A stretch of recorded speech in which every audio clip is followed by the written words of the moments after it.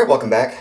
I'm letting this be known right now, I am not a knife reviewer. I just came across this knife probably about a month ago, and I kept thinking about it, and I finally picked one up. It is the MX4 Glow from Alien Knives. It's funny how I got it. I went to their website, and it was out of stock. So I contacted him on Instagram, and he whipped one up for me that weekend and sent it out. Every knife does come with a card showing the date it was made, 9/12/2021. I got it yesterday, and yesterday was the 17th. So it's got 80 CRV2 steel. Leave that there. I'll show you a piece of paper. You can pause it if you want. Read it.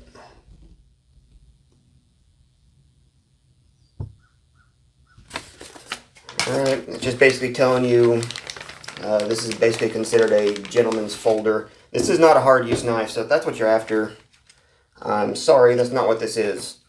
You do get some stickers. You got 2 of each. And the little alien dude.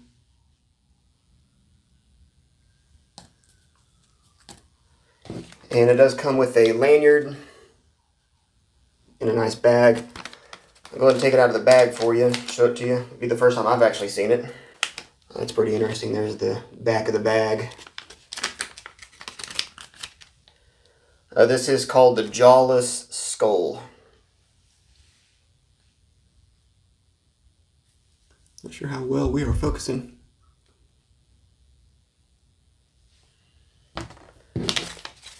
And you get a lanyard. It's pretty neat, little money clip. That's pretty badass. Actually came with a skull bead already on it. That one does have the jaw. They're 3D printed. And now the knife, the scales are 3D printed, as well as the clip. It is a lockback. It's not Cerakote or anything. That is the finish of the blade. I did sharpen it and strop it. I could have spent a little more time on it, honestly, but when I got it, it was almost, to be really honest and blunt with you, it was a pointy butter knife. It had an edge placed on it, and I followed that edge and sharpened it, but it was rather dull. Held together with TH screws all the way around, which is nice. I really do enjoy that. There's your lanyard hole, and it is not tubed, so it's honestly, in my opinion, I like that look a little better. And the finish of the blade, like I said, that's not paint or coat or anything like that. That is just fresh out the heat treat.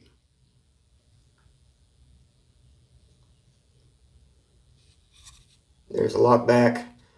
There's no side-to-side movement, but up and down it will have that because it is a lock back, and the lock back is not recessed. It's raised up a little bit, so it's easier to get to. This isn't much of a fidget factor knife. You can sort of flick it open. Do not loosen the pivot. If you loosen the pivot, you're going to make your lockback fail. I knew that getting into this. I just like the look of this knife. I don't care. I have a lot of knives that are fidget factor. I wanted something strictly for the weekend carry. If I'm going to be spending $100 on something like this, then I'm not taking it to work just to get the pocket clip broken off. So, one interesting thing about this is this. Just turning the lights off, this is how much the scales glow. I have an i5T UV. Charge these scales up a little bit for you.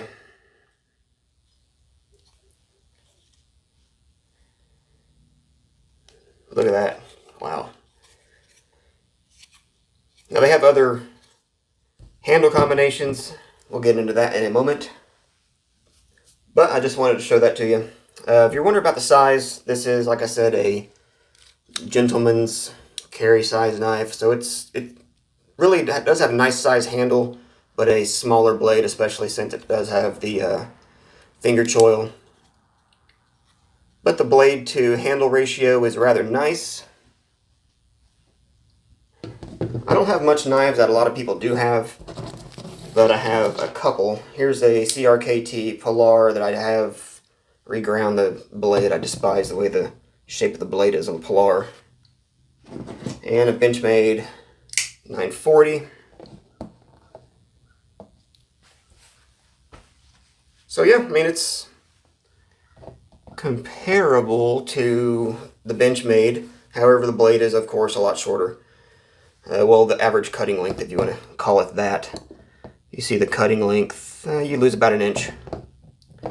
But I do like it. So if you're interested, I'll post a link below for this.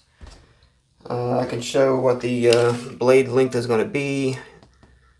Almost a 3-inch blade. Typically, actually it's like 2 3/4-ish. I try to stay above 3 inches, but I really had to get one of these. And your handle is 4.5 for what it is in ounces. I'll bring up their website and show you some of their other offerings. Alright, I'm going to show you some screenshots. This is their MX6, which is the MX4 with steel liners. 440C liners, $175 at the time of this recording. They did lower the price a little bit. It was $199 like 2 days ago. This one is the coffee scale version. You will smell the coffee just for a little bit apparently, but not for a long time. I guess it wears off rather quickly. Here's the MX4, just black scales. And here's the one that I was showing you. They actually have it back in stock. Here's the hemp scale version. And here's the red MX6 with liners for $165. Alright, so what do you think? I am very happy with the purchase. Not having liners doesn't bug me any. I could have spent, $65, $75 more and got liners. Or get something that's going to do just fine for me for the weekend. Once again, I don't care about a fidget factor. I don't care about a, fall shutty blade. Doesn't matter to me. I just like the design of the knife, the way it looks and everything else. So, if you're interested, check the link, and we'll be seeing you.